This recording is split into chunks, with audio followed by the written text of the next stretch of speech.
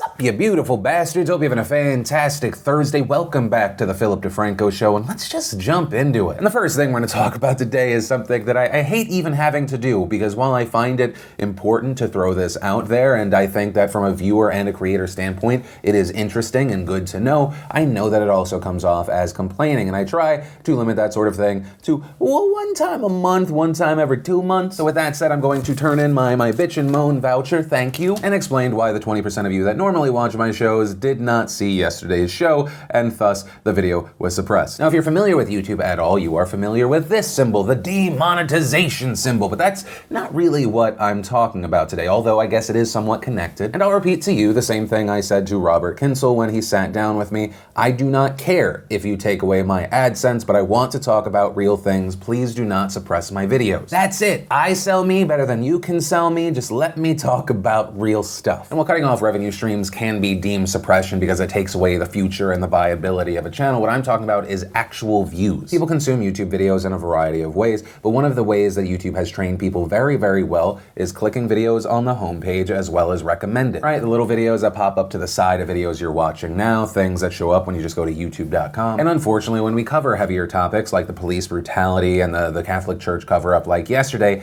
that usually results in the video being suppressed. And while YouTube is not transparent about when they do this, if you go into the analytics on any video, you can actually see where and when they do it. For example, here are the analytics on a video I put out last week that apparently was safe according to YouTube. You see those stats. And then we have the analytics for yesterday's suppressed video, and you look back and forth and you may notice one notable thing. The safe video has a meaningful percentage of views coming from suggested. For that specific video, it's over 250,000 views. And the video YouTube decided to suppress yesterday, actually you have to click more and you notice that 1.3% of the views came from suggested, and that's apparently because at some point it was cut off. And I'm talking about this for two reasons. The first is a little bit to air my grievances, to bring light to something that is happening right now that people might not be aware of. I think many people will find it annoying that essentially yesterday's video, which had a theme of exposing and holding people that are abusing their power accountable, that the powers that be at YouTube ended up kneecapping yesterday's video, making it less likely that more people will hold those other people with power accountable. But also the second reason I mention this is ultimately it is YouTube's game. It is YouTube's system. I'm just trying to live and thrive here. And that's why next week we're going to try and test something out here on YouTube. You'll still be getting the Philip DeFranco Show same time every weekday, but we're also going to test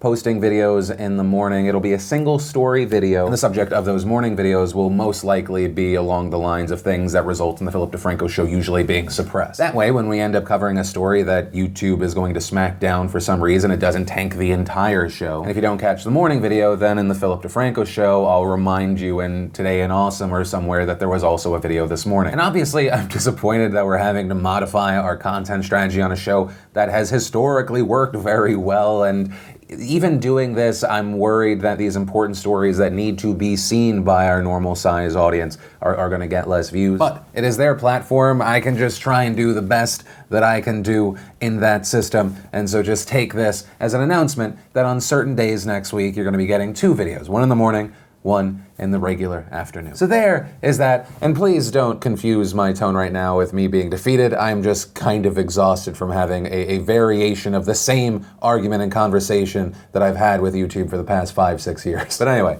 moving on. And then let's talk about why we had Peyton Royce and the WWE in the news. And all of this starts because of a moment on August 9th on Wrestling Observer Radio. We have Dave Meltzer and Brian Alvarez talking about the WWE, and then it somehow turns into what Peyton looks like. I mean, I don't think their promos are particularly good. Their wrestling isn't good. I think Peyton Royce's transformation to look more attractive, I don't know. I don't want to say, but I don't think that. She was more attractive in NXT? I thought so, yes. To me, yes, I would say so. But, you know, that's neither here nor there, but... no one's saying she's unattractive, by the way, everybody. I know, no shit. Yeah, I didn't say it at all. But I don't think, she doesn't stand out to me. When she was in NXT, she did. Well, you know, one thing I've noticed about NXT was the a main lot- roster is She was a lot lighter. And that clip eventually got to Peyton Royce, who posted that audio with the caption, "So what would you have me do, Dave? Starve myself? This is how nightmares for young women start. The females in your life must be proud." And following this, we saw other WWE stars supporting her, denouncing Meltzer. Billy Kay tweeting, "This is unacceptable on so many levels. How dare you say that someone is more attractive when they are lighter? You have no idea how stupid comments like this can affect someone for life." Beth Copeland tweeting, "I'm sorry, but this makes me sick." Renee Young tweeting, "What a true piece of sweltering hot garbage." And this ended up leading to Dave Meltzer publicly apologizing, tweeting to Peyton, "I'd like to apologize to you. You are an exceedingly attractive woman. I do realize the lengths and pressures on women in the entertainment world to maintain unnatural looks at times, and I'm glad you pointed this out." To which Seth Rollins tweeted, "-6 stars, Dave." And in general, many people were criticizing Meltzer's response. And on this note, we saw Tyler Breeze tweet, "There's a way to genuinely apologize to someone, and then there's a way to pass the buck trying to redirect blame because you got called out. Own up to your words, you're the one who said them." Dave says not passing any bucks, and Breeze responded, "It's not about me, Dave, your voice carries weight, make it positive." And we saw Meltzer respond, "I would love to. That's why I thanked her for the post and hope we can all learn from my mistake. But yes, it is my mistake not passing any bucks nor making any excuses for it. I've learned and hope others can learn from my mistake." And the thing I do want to note here is that obviously while I've been pointing out the people that have been criticizing Meltzer, there have also been people defending him. Some saying he wasn't referencing Peyton's weight, but rather was talking about her breast enlargement. Although people have argued against that defense, saying that doesn't really make it any better because he's essentially breaking her down to just her looks. And as far as what Meltzer did mean with that statement, we ended up yesterday hearing from the man himself again. And on Wrestling Observer Radio last night, he said, "I am completely sorry. No matter what I meant, it doesn't matter because how I said it was wrong." And with this story, I want to pass the question off to you. What are your thoughts around the initial words said, the response, the apology after? Do you feel like it was sexist objectification and so it was wrong, or no, he was completely in his right to make the claim even though he's apologized because how you look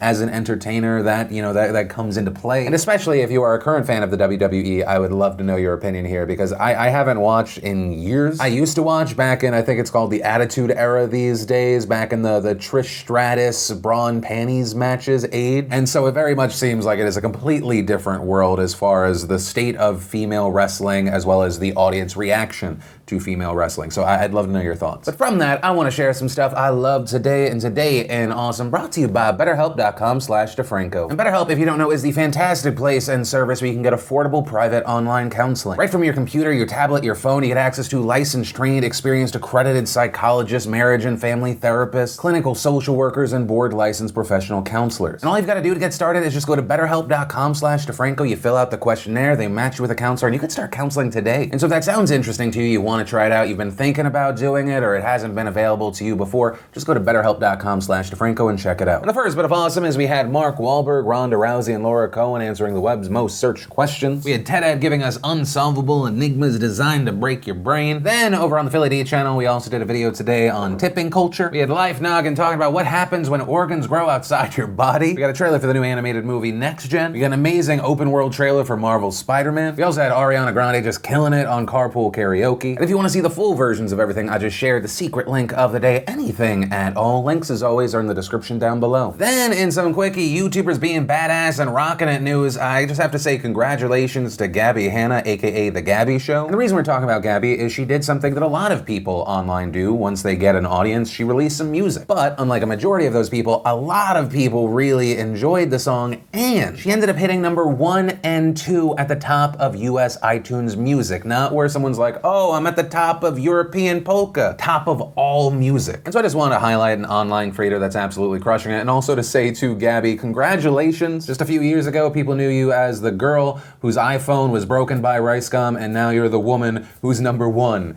on iPhones, and also other devices that have iTunes. But also on the note and in the world of music, we have very sad news today because Aretha Franklin at the age of 76 has died. And according to an official statement, she passed away Thursday morning, August 16th at 9:50 a.m. at her home in Detroit, Michigan, surrounded by family and loved ones. And her official cause of death was due to advanced pancreatic cancer of the neuroendocrine type. And I, like many others today, would just like to express my thanks to and my thanks for this individual. A woman who through her songs has touched so many people and will continue to touch even though she passed today, her work lives on. Yes, we are obviously connected to our bodies, but what we give the world, that is really who we are. And it's something that lives past this body. And today, maybe do yourself a little favor when you get a chance, listen to a little Aretha Franklin. It could be some Chain of Fools, it could be Son of a Preacher Man, I Say a Little Prayer. I can't listen to that one without smiling. We'll always lose people, but thanks to what they give the world, they are not forgotten. Actually, I think that's a note where I want to end this part. And then let's talk about why we have the baker Jack Phillips, the owner of the Masterpiece Cake Shop in Denver, Colorado, back in the news today. And the reason I say back in the news is, as you might remember, back in 2012, he gained national attention. He was the baker that declined to make a cake celebrating the marriage of a same-sex couple. He was citing his personal religious beliefs. And if you don't remember, that couple sued. The Colorado Civil Rights Commission ultimately decided that Phillips violated state anti-discrimination laws. Phillips' attorneys then appealed. The case ended up going to the Supreme Court, and ultimately the Supreme Court ruled 7-2 in favor of Masterpiece Cake Shop. Although, as we pointed out when we covered that, the Supreme Court ruling didn't fully address the main issue. And instead, what the court did is that they ruled that the Colorado Civil Rights Commission had not adequately taken into account the religious beliefs of the owner. So technically a win for Phillips, but the court essentially didn't decide whether a business owner can refuse services to gay individuals based on religious objections. But today, it is not about that situation. Instead, this is about Phillips and another legal battle. Specifically, that Phillips is alleging religious discrimination in relation to another complaint against his business. And this week, we saw Phillips filing a federal lawsuit against Colorado Governor John Hickenlooper, State's Attorney General Cynthia Kaufman, the Director of the Colorado Civil Rights Division Aubrey Alenis, and finally members of the Colorado Civil Rights Commission. And in it, Phillips claims that the state has been on a crusade to crush him for over 6 years because state officials despise what he believes and how he practices his faith. And the specific issue here is that shortly after the June Supreme Court ruling that we just talked about, the state of Colorado informed Phillips that he had violated state law by refusing to create a cake to celebrate a gender transition. And in that 2017 incident, you had lawyer Autumn Scardina saying that she asked for a cake with a pink interior with a blue exterior to celebrate both her birthday and the anniversary of transitioning from male to female. Scardina issued a complaint to the Colorado Division of Civil Rights saying, "The woman on the phone did not object to my request for a birthday cake until I told her I was celebrating my transition from male to female. I believe that I was not allowed to order a birthday cake because I requested that its color and theme celebrate my transition from male to female. The woman on the phone told me they do not make cakes celebrating gender transition." And in that complaint, Scardina also says that the phone was disconnected and she believed that she was hung up on. She then called back to ask for the employee's name and she says she was hung up on again. And so then on June 28th of this year, Colorado regulators said that there was sufficient evidence to support Scardina's discrimination claim and that the two parties were ordered to compulsory mediation. And so then that situation then led to Phillips' lawsuit, which says Phillips' bakery serves all people but will not create cakes that express messages or celebrate events contrary to his religious beliefs. Phillips declined to create the cake because it would have celebrated messages contrary to his religious belief that sex, the status of being male or female, is given by God, is biologically determined, is not determined by perceptions or feelings, and cannot be chosen or changed. And it goes on to say that it is now clear that Colorado will not rest until Phillips either closes Masterpiece Cake Shop or agrees to violate his religious beliefs. The state's continuing efforts to target Phillips do not just violate the Constitution, they cross the line into bad faith. This court should put a stop to Colorado's unconstitutional bullying. And the lawsuit also suggests that Scardina's request may have been a targeted one, noting that the cake request was made the same day that the Supreme Court announced that it would hear Phillips's case. And they say that because after refusing her original order, they say that they received several other requests over the course of the next year for cakes celebrating Satan, featuring satanic symbols, depicting sexually explicit materials, promoting marijuana use. And Phillips believes that Scardina may have been behind some of those disingenuous requests that he argued were designed to get him to decline the desired message. And the lawsuit also says that Phillips has been harassed, he's received death threats, his shop has been vandalized, and so he's asking the court for permanent injunctions against the state for enforcing Colorado anti-discrimination laws against him, as well as $100,000 in punitive damages for lost work, profits, reputational damage, and emotional distress. And so as of right now, that is where we are with this story, and it will be very interesting to see what happens here. And that's in large part to me being very interested to see what happens after that Supreme Court decision. It feels a little bit like round two, and what the state does here is going to be put under a microscope. Because once again, that Supreme Court decision we talked about earlier had a lot to do with how the state handled things and not so much about the actual discrimination case. So this is one I'll definitely be keeping my eye on. And then let's talk about this situation in Oklahoma. So there's this school in southern Oklahoma, specifically the Achilles school system. And there's a 12-year-old transgender student who started her first year at this school. According to reports, she had been using the staff bathroom at her old school, but used the girls' bathroom at this new school because she wasn't sure where the staff bathroom was. Well, with this specific situation, it came to light that there was a private Facebook group where parents were sounding off. It was a group called Achilles ISD Parents Group, and we saw two parents complaining about what was happening. And let me read you some of the screenshots that were taken before this Facebook page was shut down. We see, "Heads up parents of 5th through 7th grade girls, the transgender is already using the girls' bathroom." Another replies, "Parents and churches need to shut this down. The Bible says God created man and woman, not any transgender BS. BS. Also says any man lay with another man, he be condemned to hell. Hell with new laws and new rules. This is what our future is if we don't stop it. How old is this thing? 12. He came to our school in the 5th grade and is now in the 7th. This thing, I love it. Got a name for it now. Perfect name. Let blank whip his ass until he quits coming to school. Look at all the support on that one. I let the queer teacher get me worked up. This is even worse, LOL. Laugh my ass off. Both cases are BS. Neither one of them should be allowed near the school. This is terrible. Y'all have great kids and a little half-baked maggot is causing them probs. If he wants to be a female, make him a female. A good sharp knife will do the job really quick. Just tell the kids to kick ass in the bathroom and it won't want to come back. One individual going by the name of David Williams going as far to say, you know we have open hunting seasons on them kind. Ain't no bag limit in them either. And according to Achille Public School Superintendent Rick Bean, the threats escalated in severity and number when someone made the Facebook group public, and some of the Facebook threats have been traced to other parts of Oklahoma and Texas. Bean adding that the student's mother also filed a protective order against one of the district parents who made Facebook comments about her daughter. Additionally, we saw the school closed for 2 days this week after the threats were made. This following a request from Bryan County Sheriff Johnny Christian. As far as my personal reaction to this, it's no surprise. I'm completely disgusted by the adults in that Facebook group. Like I hope, and this is a really low bar here, but I hope that like 90% of the people watching this video, regardless of whatever your opinion is as far as someone that is transgender, that threatening a 12-year-old with violence and bullying a 12-year-old, that is disgusting and wrong.